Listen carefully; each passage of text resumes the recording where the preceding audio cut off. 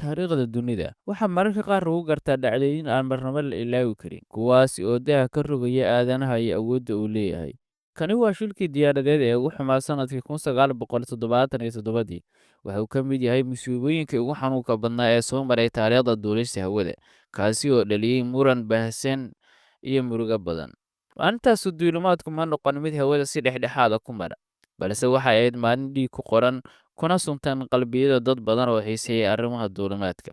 Warbixintani waxaanu si qoto dheer ugu dul sheegi doonaa dhacdadii Tenerife, musiibadii diyaaradaha ee ugu xumayd uguna dhimashada badnayd taariikhda. Waxaa la joogay subaxnimadii 27 Maarso sanadkii 1977 markii laba diyaaradood ay iskula dhaceen garoonka diyaaradaha ee Tenerife ee dalka Spain.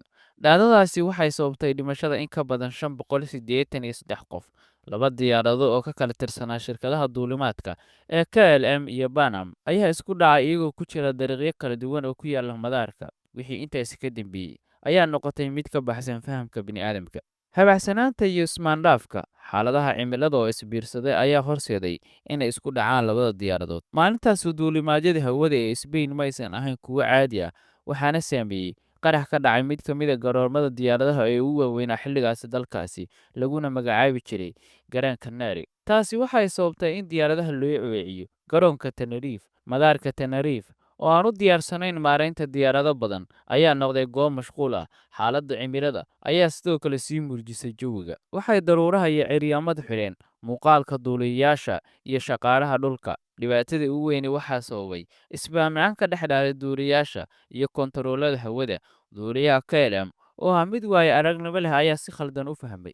Waxa uu rajeynayay inuu helo amar oggolaansho uu uga kaco garoonka diyaaradaha, halka diyaaradda Panam ay weli ku sugnayd dariiqa. Taasina waxa ay sababtay inay isku dhacaan. Waxaa xigtay daqiiqado cabsi leh oo la maqlayay qaylo iyo codad kala duwan, kuwaasi oo isdhex yaacaya. Shilkani waxa uu sababay burburka laba diyaaradood, geerida boqolaal qof oo ay ku jiraan rakaab, shaqaale iyo duuliyayaasha. Kaliya 61 qof ayaa ka badbaaday maalintaasi, iyagoo ku xanuunsanayay markii ay ku dhex jireen dab iyo qaraxyo kala duwan oo aan kala joogsi lahayn.